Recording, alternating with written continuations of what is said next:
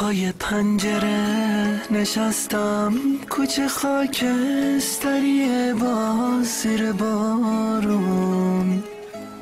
من چه دلتنگتم امروز، انگار از همون روزاست، حال و هوام رنگ توه، کوچه دلتنگ توه.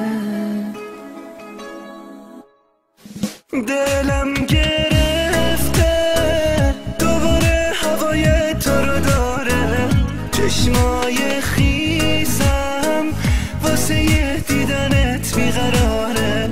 این راه دورم خبر از دل من که نداره، آروم ندارم، یه نشونه میخوام واسه قلبم، جز این نشونه واسه چیزی دخیل نمیبندم.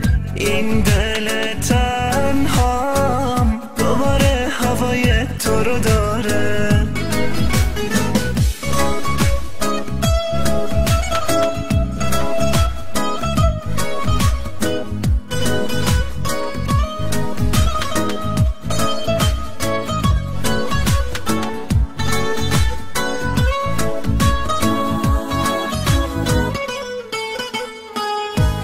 هوای شهر تو و بوی گلاب پیچیده توی اتاقم مثل خواب، داره بدجوری غریبی میکنه. آخه جز تو دردم و کی میدونه. دلم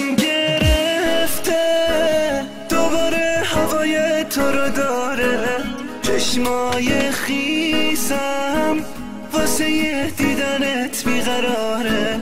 این راه دورم خبر از دل من که نداره.